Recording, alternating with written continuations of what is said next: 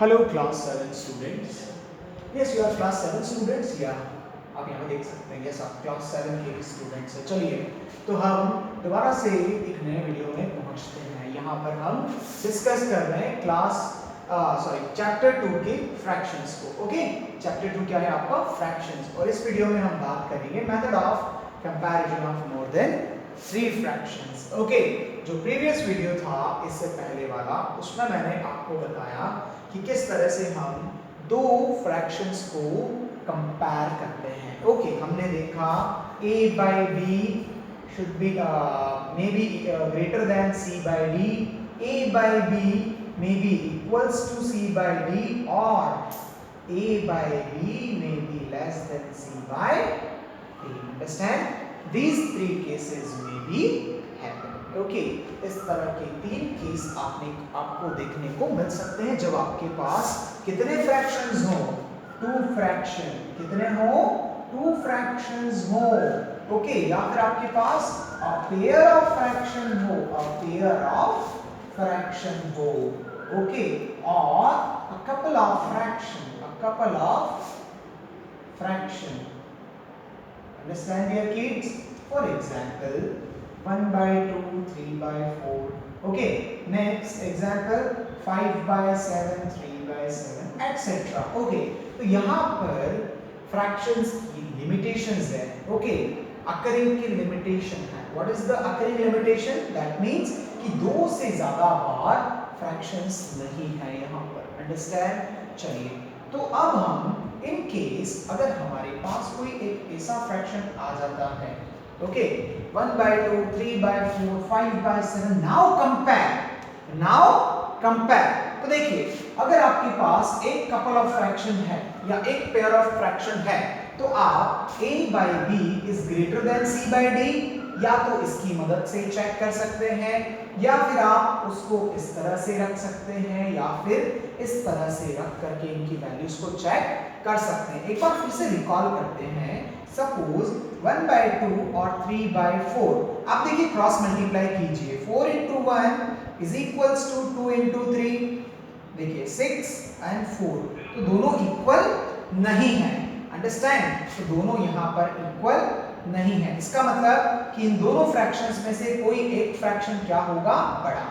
Okay, और अब हम कैसे आइडेंटिफाई करेंगे कि कौन सा फ्रैक्शन बड़ा है? देखिए, क्योंकि हमने 2 को 3 से मल्टीप्लाई किया, तो जिस न्यूमरेटर के साथ में मल्टीप्लिकेशन करने पर हमको बड़ी वैल्यू ऑब्टेन होती है, तो सीधी सी बात है, वो फ्रैक्शन क्या होगा? बड़ा होगा. अंडरस्टैंड?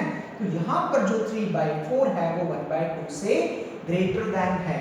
लेकिन अब because we have get another fraction, okay, in the series of the given fraction we have obtained another fraction, and that is 5/7.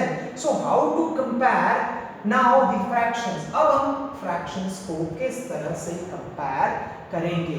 Okay, अभी आपके पास सिर्फ 2 ही फ्रैक्शंस थे. देखिए, 2 ही फ्रैक्शंस थे, तो आप इनमें से कोई सा भी तरीका लगा करके आप आइडेंटिफाई कर सकते थे, ओके, कि कौन सा फ्रैक्शन बड़ा होगा और कौन सा फ्रैक्शन छोटा होगा. लेकिन अगर आपके पास में इन गिवन फ्रैक्शन, अगर आपके पास में एक और नया फ्रैक्शन ऐड हो जाता है, तो उस सिचुएशन के अंदर, उस कंडीशन के अंदर आप कैसे आइडेंटिफाई करेंगे कि कौन सा फ्रैक्शन बड़ा है और कौन सा छोटा है? Understand dear kids?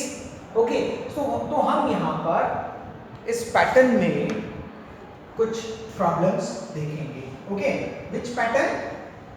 when more than 2 fractions are given. When more than 2 fractions are given. Understand? चलिए, इसको अपन एग्जाम्पल से समझते हैं किस तरह से हम more than 3 fractions का कंपैरिजन करेंगे. Again, take very simple fractions. 1/2, 3/4. Okay, 1/2, 2/3, and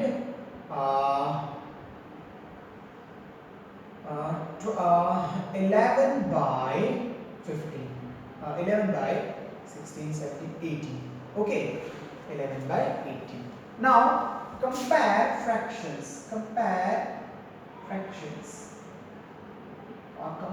the given fractions. Now how to compare? Solution. There are some steps you have to follow. Okay, what are the list of steps? List of steps. आपको एक list follow करनी है कुछ steps की. Okay, इसमें first step है check if all the fractions have same or equal denominator. ठीक है. if so ओके देखिए, जो पहले आपकी स्टेप है वो आपको क्या करना है, सबसे पहले आपको फ्रैक्शंस में चेक करना है कि क्या उनके डिनोमिनेटर्स इक्वल है.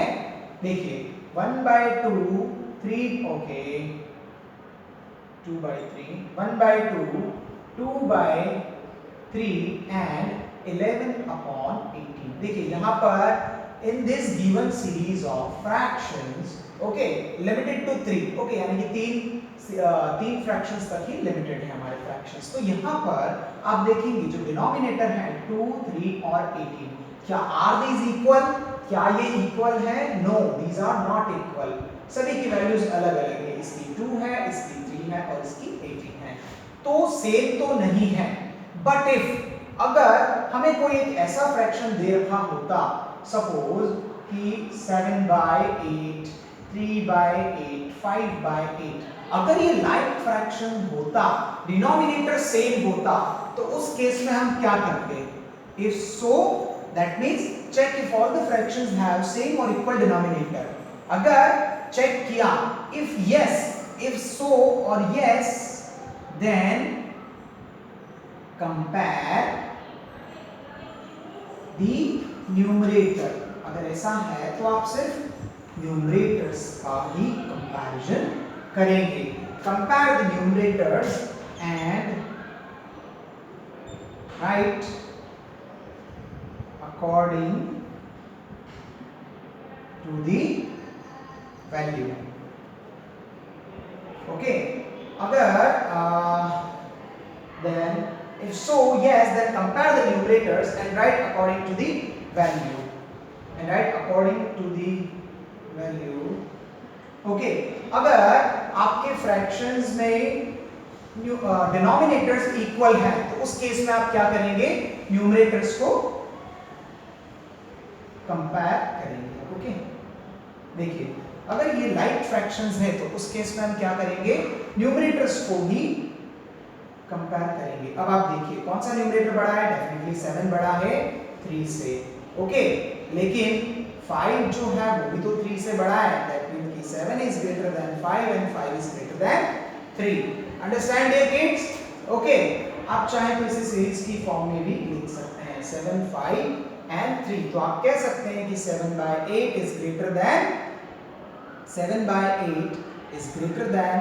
5/8 and 5/8 is greater than 3/8. Is it simple? Yeah, it is very simple. Okay, जब आपके पास लाइक फ्रैक्शंस हो तो आप सीधे न्यूमरेटर को कंपेयर करके फाइंड कर सकते हैं कि कौन सा जो फ्रैक्शन है वो बड़ा है. Understand dear kids? But if not so, okay, if so, then do this now. Third, if not so, okay, अगर इक्वेशन फर्स्ट के जैसा नहीं है, if not so, that is to be say fractions are unlike, then तब आपको क्या करना है? Then follow the below steps. ठीक है, अगर ऐसा नहीं है, अगर आपके पास में लाइक फ्रैक्शंस नहीं है, ओके, यहां पर ब्रैकेट में लिख देता हूं लाइक फ्रैक्शंस. ओके, क्योंकि डिनोमिनेटर सेम हो जाएगा तो फ्रैक्शन क्या हो जाएगा? Like fractions. ओके, लेकिन ऐसा नहीं है, fractions are unlike, then follow the below step. Fractions unlike है, दैट मींस कि डिनोमिनेटर क्या हो जाएगा, डिनोमिनेटर अनइक्वल, ओके, या सेम नहीं होंगे। तो उस केस में आपको कुछ स्टेप्स फॉलो करनी है, ओके। और ये स्टेप्स क्या हैं? First, find the LCM of the denominators of the given fractions, okay. आपको जो डिनोमिनेटर्स दिए हुए हैं उनका एलसीएम फाइंड करना है, ठीक है। जो भी आपको फ्रैक्शंस दे रखे हैं उनके डिनोमिनेटर्स का आपको क्या फाइंड करना है, LCM, okay. Then according make all the denominators equals to the LCM, okay, thereby multiplying with a suitable number, okay. आप देखिए, अगर जो एलसीएम है डिनोमिनेटर का, ओके, अगर वो आप अनलाइक फ्रैक्शंस के केस में आप सबसे पहले एलसीएम फाइंड करेंगे डिनोमिनेटर्स का, ओके, गिवन फ्रैक्शंस का। अब उसके बाद में जो डिनोमिनेटर्स हैं आप उनको किसके इक्वल बना देंगे, एलसीएम के इक्वल, ओके। जो एलसीएम आपने फाइंड आउट किया है उसके इक्वल। अब वो कैसे बनाएंगे, thereby multiplying with a suitable number। आपको पता है कि आप एक suitable number से उसे मल्टीप्लाई करेंगे। Understand? Is it clear? Let me take a screenshot, okay. Now अब आप कौन सी स्टेप्स फॉलो करेंगे? अब आप क्या करेंगे, suitable number 6। Now when all denominators are same, that is to be say equals to the LCM, then to the LCM, then compare the numerator and write accordingly, okay, and write accordingly, okay। देखिए, अब जब आपके पास में, क्योंकि जितने भी denominators हैं वो सारे अगर सेम हो जाएंगे तो उस केस में आप किसको कंपेयर करेंगे, न्यूमरेटर को। और उस केस में फिर आप आगे असेंडिंग या डिसेंडिंग जो भी ऑर्डर है उसमें लिख सकते हैं, ओके। अभी हम एक काम करते हैं, कुछ एक एग्जाम्पल लेते हैं और एग्जाम्पल से समझने की कोशिश करते हैं ताकि जो भी लिखा है आपको इजीली समझ में आ जाए कि हम कर क्या रहे हैं, okay. Example 3/4 8 6/7 and 2/30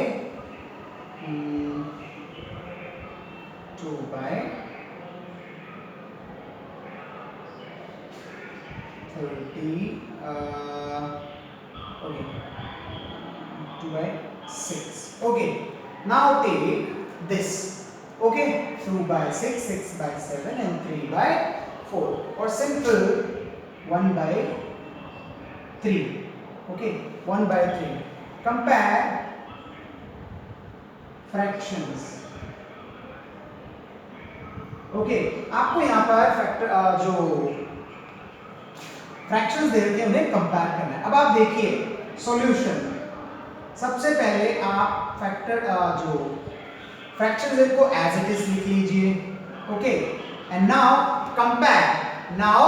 compare if the denominators are same और नॉट, क्योंकि यहां पर डिनोमिनेटर सेम नहीं है, denominators not same, so find LCM. So find LCM. देखिए यहां पर डिनोमिनेटर्स जो है वो सेम नहीं है, तो अब आप क्या फाइंड करेंगे, अब आप फाइंड करेंगे एलसीएम। ओके और आपको पता ही है कि एलसीएम कैसे फाइंड करते हैं। क्या 2 की टेबल में 3 आता है? नहीं। 2 2 जा 4, 7 आता है? नहीं। ओके क्या 2 की टेबल में 3 आता है? नहीं। 2 1 जा 2 और 7।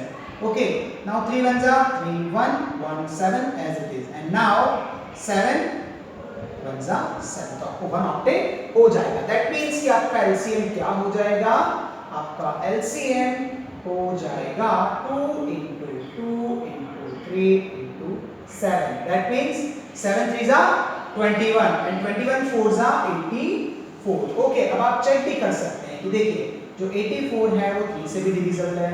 3 2 जा 6 2 3 6 जा 24। Okay reminder 0। दैट मींस कि 3 जो है 84 जो है वो 3 का मल्टीपल है। ओके साथ ही साथ आप चेक कर सकते हैं क्या 2 है, हाँ 2 भी है, और क्या 4 है क्या 4, यस 4 भी है, क्योंकि 4 को जब आप डिवाइड करेंगे तो 4 2 जा 8 4 1 जा 4 मिल जाएगा। एंड व्हाट अबाउट 84, यस 7 1 जा 7 7 2 जा 14। तो 84 जो है वो 2 4 7 और 3 का एलसीएम है। LCM of 4 3 7 is 84।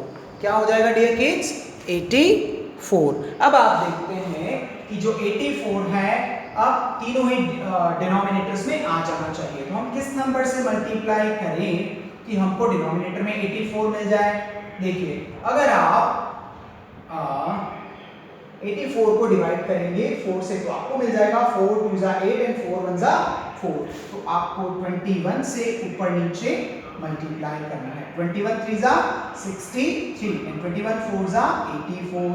नाउ 6/7 इसमें भी आपको किसे मल्टीप्लाई करना है, 7 1 जा 7 7 2 जा 14। अब आप न्यूमरेटर डिनोमिनेटर में 12 का मल्टीप्लाई करेंगे तो 72/84 एंड 1/3 में आप किसका मल्टीप्लाई करेंगे 84 3 2 जा 6 एंड 28 का किसका मल्टीप्लाई करेंगे 28 का। जब आप ऐसा करेंगे तो आपको क्या मिल जाएगा 84। अब देखिए इसको एज इट इज लिख लीजिए 63/84 72/84 एंड 28/84। एंड नाउ कंपेयर, क्योंकि अब डिनोमिनेटर इक्वल है तो आप इसको डिनोमिनेटर इक्वल है तो अब आप किसे कंपेयर करेंगे, अब आप कंपेयर करेंगे न्यूमरेटर को, और जब आप न्यूमरेटर को कंपेयर करेंगे तो आप देखेंगे कि 72 is greater then 63 and 63 is greater then 28, तो अब आप इसको एज इट इज लिख लीजिए। ओके नाउ अब आप देखिए कि 72/84 हमें किससे मिला 6/7 को मल्टीप्लाई करने से, तो 6/7 इज ग्रेटर देन 63/84। 63 आपको किससे मिला 3/4 से।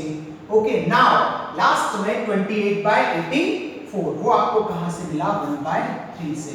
तो हमारा जो कंपैरिजन है वो ओवर होता है। अंडरस्टैंड डियर किड्स, हमारा जो कंपैरिजन है वो यहां पर ओवर होता है। हमने इजीली चेक कर लिया कि किस तरह से 3/4 6/7 और 1/3 का जो ऑर्डर है या जो सीक्वेंस है according to the value it possesses, ठीक है, इसकी जो वैल्यू है उसके अकॉर्डिंग इसकी सीरीज क्या होगी। 6/7 जो है वो 3/4 से बड़ा होगा और 3/4 जो है वो 1/3 से बड़ा होगा। देखिए किस तरह से किया, एक बार फिर से शॉर्ट में देखते हैं। तीनों डिनोमिनेटर्स का एलसीएम फाइंड आउट किया। एलसीएम फाइंड आउट करने के बाद जो एलसीएम हमें मिलेगा, हमें यहाँ पे कौन सा एलसीएम मिला 84। अब हमें तीनों ही फ्रैक्शंस के डिनोमिनेटर में 84 को लाना है। तो अब हम कैसे ला सकते हैं? Just by multiplying the denominator with a suitable number. Okay, with suitable number, जिस सूटेबल नंबर से मल्टीप्लाई करने पर हमें एलसीएम 84 मिल जाएगा। 3/4 के अंदर जब हम 21/21 को मल्टीप्लाई करते हैं तो हमें मिलता है 63/84। देखिए यहाँ पे गौर कीजिए कि जो डिनोमिनेटर की वैल्यू है वो एलसीएम के इक्वल है। ओके, उसी तरह से सेकंड फ्रैक्शन जो है उसमें भी आप देखिए, जब आप डिनोमिनेटर को मल्टीप्लाई करेंगे 12/12 से तो आपको मिल जाएगा 84 जो कि एलसीएम के इक्वल है, और 1/3 को जब आप 28 से मल्टीप्लाई करेंगे न्यूमरेटर डिनोमिनेटर में तो आपको मिल जाएगा 28/84। ओके, अब आप इन्हें लिख लीजिए। अब आप देखते हैं कि डिनोमिनेटर्स इक्वल हो चुके हैं, तो अब हम कैसे पता लगाएं कि कौन सा जो फ्रैक्शन है वो बड़ा है? देखिए 70, अब आप न्यूमरेटर को कंपैरिजन कीजिए, न्यूमरेटर को कंपेयर कीजिए तो आप पाएंगे कि 72 is greater then 63 and 63 is greater then 28। तो अब आप इस फॉर्म में दोबारा लिख लीजिए और उनकी जो रिड्यूसिबल फॉर्म्स है उनमें आप दोबारा लिख सकते हैं। Okay, so I would like to end the video now.